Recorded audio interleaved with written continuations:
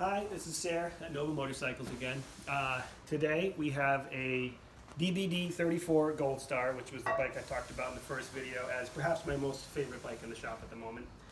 For those who don't know, the Goldstar was BSA's factory hot rod. Came out in the late 30s, I want to say. I could get that wrong because I'm not that old.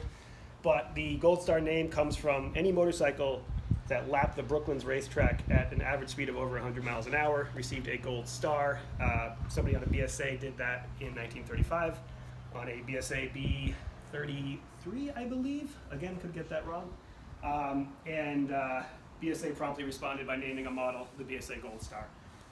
The DBD34 is the final iteration of it. Came out in 1958, had a shorter rod, shorter stroke, and was the highest horsepower motor of the Goldstar series. This one itself was one that we had to rebuild the whole motor on. It was a former race bike, had been hastily reassembled by somebody after its racing days, promptly seized the motor a couple of times. So we went through it, we pulled it down to the crankshaft, we rebuilt the crank in-house, put a new piston in the top end, went through the cylinder head. So the engine is brand spanking new. It's a 500cc, puts out about low 40s in horsepower, and we're basically getting it back into street bike form. At the moment, it's about 90% done. The rear of the bike forward is done. The front end has yet to be done. We're going to put an 18-inch alloy, flanged alloy rim on to match the rear, and a new fender, and rebuild the forks and wheel bearings while we're in there.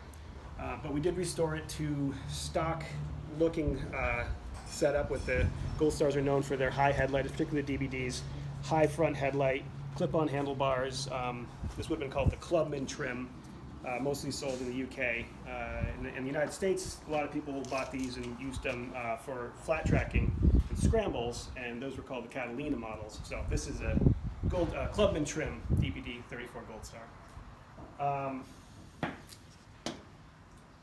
One thing, another aspect of this that's not making sense yet, the primary cover off. As a race bike, this ran dry with no oil in it, dry clutch, and there's an O-ring chain, believe it or not.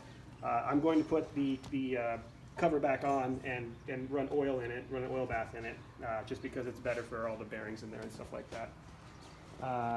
Another non-stock aspect of this bike is this Alton generator. Alton is a French company, make fantastic electronic products for old bikes. They make electric starters for bikes that never had them, and 12-volt charging systems for bikes that came with 6-volt systems that were pretty unreliable. Works great, charges great. You can run a halogen headlight bulb. My only complaint about it is it sounds like a vacuum cleaner. It makes a whining noise and a lot of gear noise at low RPM, so kind of takes away from the old sound of it a little bit. But the good news is the exhaust note of these things is loud enough to drown it out when you really get on it.